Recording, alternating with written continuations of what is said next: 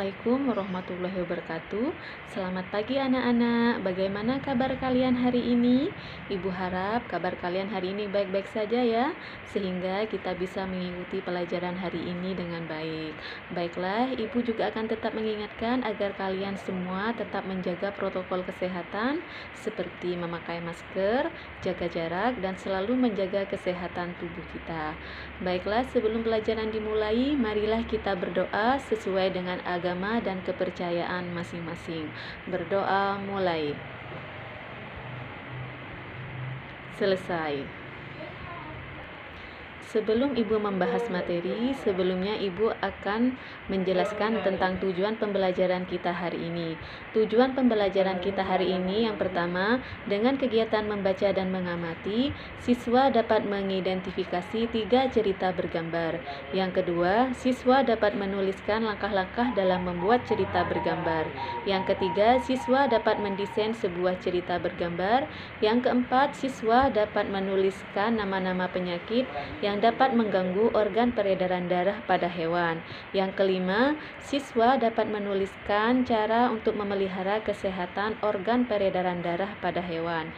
Ibu sudah menjelaskan tentang cara memelihara organ peredaran darah pada manusia. Hari ini Ibu akan membahas tema 4, sehat itu penting, subtema 3 tentang cara memelihara organ peredaran darah pada hewan. Namun sebelumnya Ibu meminta kalian untuk membaca sebuah teks cerita bergambar yang ada di buku paket halaman 102 yang berjudul Si Kancil dan Si Siput. Kalian pahami cerita tersebut, kalian baca sehingga kalian bisa mengetahui isi dari cerita bergambar tersebut.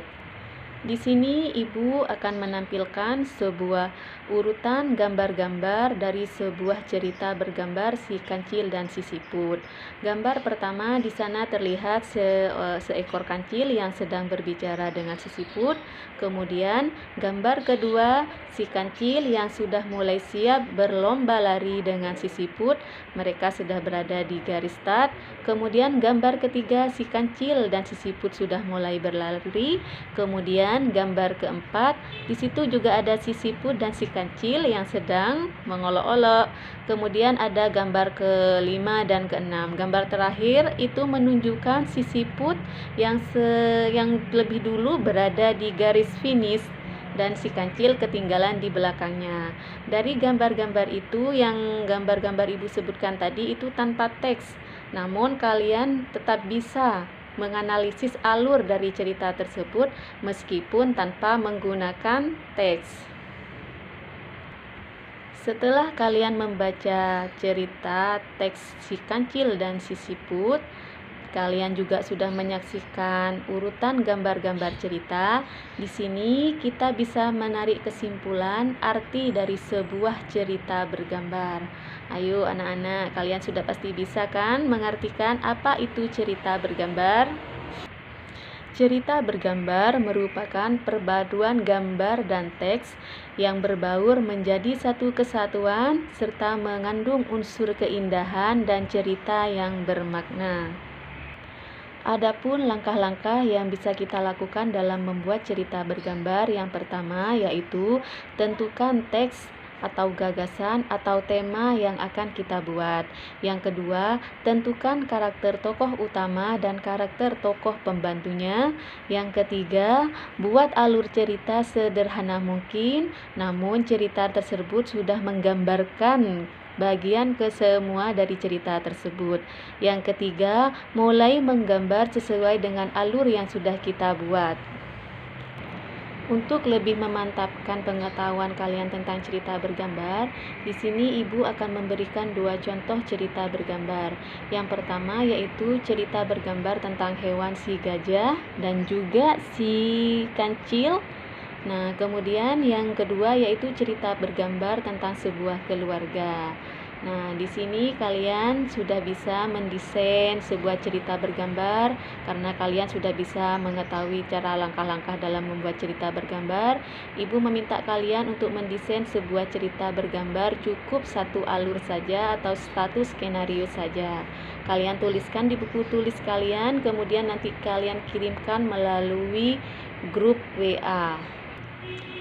Selanjutnya, Ibu akan menjelaskan tentang organ peredaran darah pada hewan.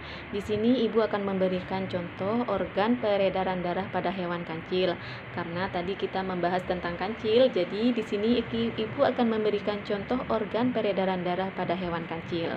Nah, organ peredaran darah pada hewan kancil diantaranya arteris carotis externa, arteris carotis interna, arteri carotis communis, arcus aorta kanan, arcus aorta kiri, arteri subclavian kanan, arteri pulmonalis, arteri subclavian kiri, dan aorta dorsalis. Adapun nama-nama penyakit yang bisa mengganggu organ peredaran darah pada hewan ini, di antaranya yang pertama yaitu perosis dan hemoragi. Ini bisa terjadi pada hewan burung. Yang kedua, anemia. Ini terjadi pada hewan kucing, anjing, dan sapi.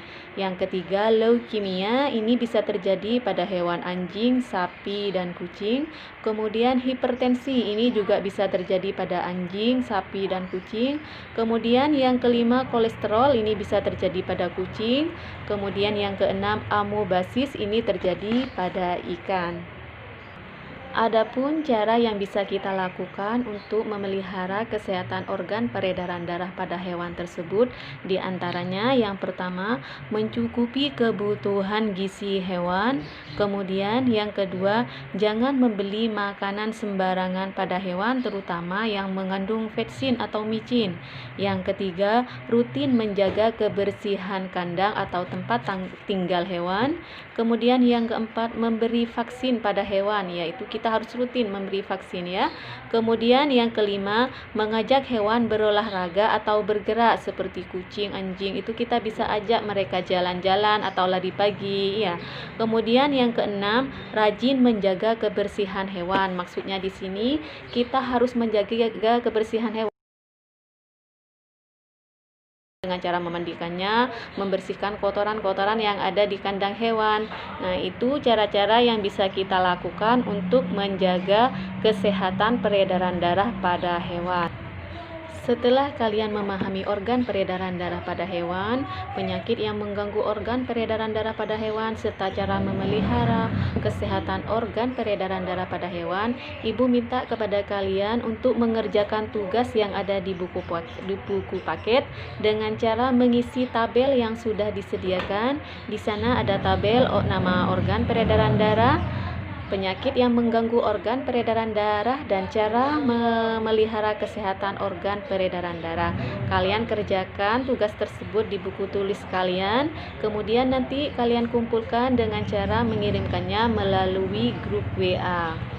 Demikian anak-anak pertemuan kita hari ini. Semoga apa yang Ibu sampaikan bisa bermanfaat bagi kalian semua. Kerjakan tugas-tugas kalian dengan baik dan benar. Jangan lupa berdoa agar pandemi COVID-19 ini cepat berlalu sehingga kita bisa berkumpul kembali dengan kegiatan pembelajaran seperti yang sebelumnya. Demikian hal yang bisa Ibu sampaikan. Wassalamualaikum warahmatullahi wabarakatuh.